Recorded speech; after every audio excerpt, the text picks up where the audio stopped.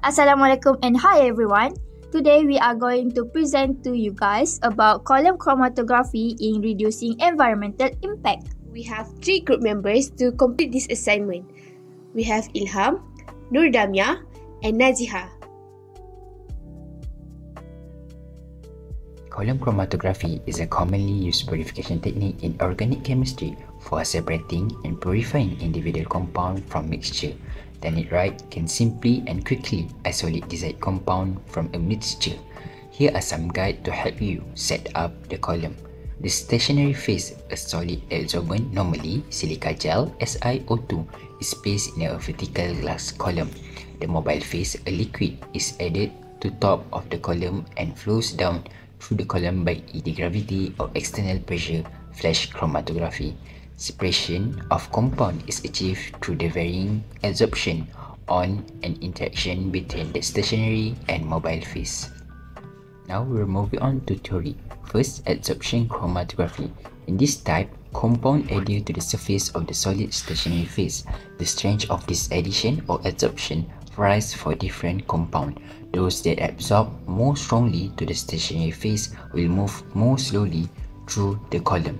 Second, partition chromatography.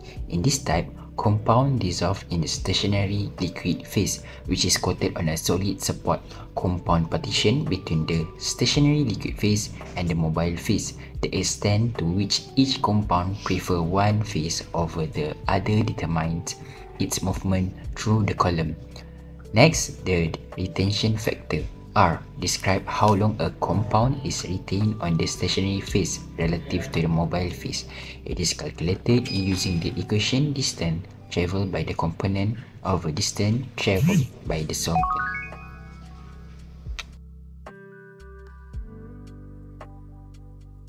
This is the list of apparatus and chemical reagents used in column chromatography. Step first, preparing the column. First, position the cotton securely in the narrowest part of the column using a long glass rod. Secondly, clamp the column securely and close the tab or stop cook. Third, add a layer of sand until it reaches the main body of the column. Figure 2.1 and 2.2 are the guidelines for the correct size of cotton and sand for non-fritted columns. Filling the column, the slurry method. First, as you can see at the diagram B, fill the column about 1/3 with solvent 10% of ethyl acetate. Second, use 2 beakers to measure out the required amount of silica gel and solvent, approximately 1.5 times the volume of silica separately.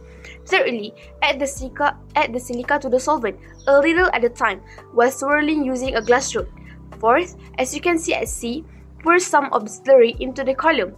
These are to allow the solvent to drain to prevent overflowing.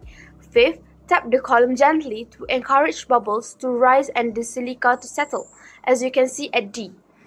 Sixth, continue to transfer the slurry to the column until all the silica gel is added.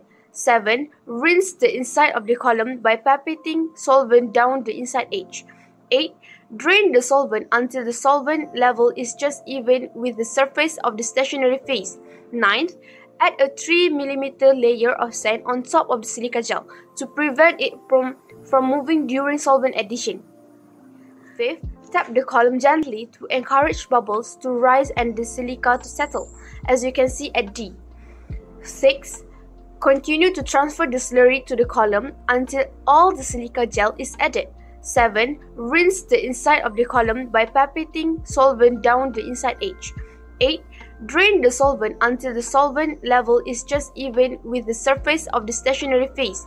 9th, add a 3 mm layer of sand on top of the silica gel to prevent it from moving during solvent addition. For the next step is step 3, is to isolate the desired shift base. Firstly, dissolve your reaction mixture in 1 to 2 ml of dichloromethane. Second, use a pipette to transfer the dichloromethane solution of the product mixture to the column. Thirdly, let the solvent run just like below the surface of the silica gel. And the fourth, first use of 50 ml of 10% ethyl acetate to elute the column and start collect the fractions in test tube that are fitted in a rack. Fifth, increase the solvent polarity to 20% and continue to elute the column until TLC shows no more product is coming down from the column. 6. Combine the fractions of the test tubes that show product spots.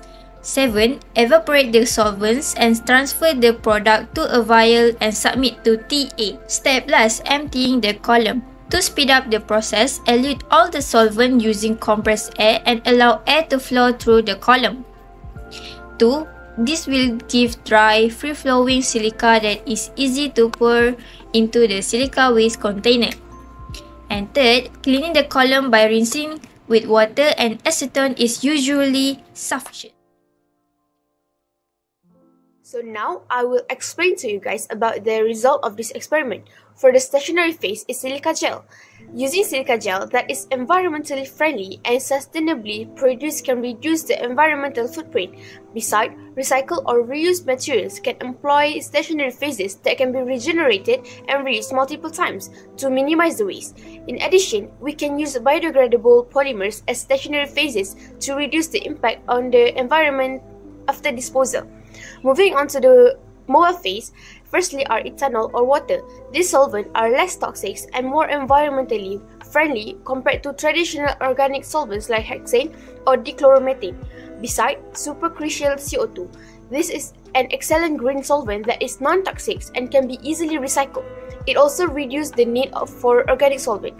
Last but not least is ionic liquids. Although they can be more expensive, ionic liquids are non-volatile and can be designed to be less toxic and biodegradable. Meanwhile, for normal phase chromatography, involve a polar stationary phase like silica and a non-polar mobile phase to make it a greener. For instance, solvent selection, we can use greener solvent for the mobile phase, such as ethyl acetate instead of petroleum ether or hexane. Next is to minimize the solvent use, optimizing the process to use the minimal amount of solvent necessary, thus reducing waste. Lastly, recycling solvent. It implements solvent recovery system to recycle and reuse the solvent. Column chromatography can reduce environmental impact significantly through this. First, bio-based solvents derived from renewable biological sources like plants and agricultural waste. Bio-based solvents such as ethyl lactate are biodegradable and less toxic. They reduce reliance on petroleum-based solvents, making them safer for laboratory use. Second, use of eco-friendly solvents.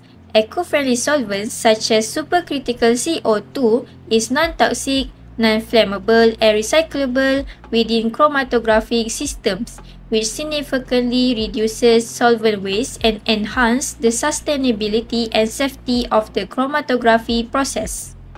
And third, switch to water. Water-based chromatography methods eliminate the need for organic solvents, reducing both ecological and health risks.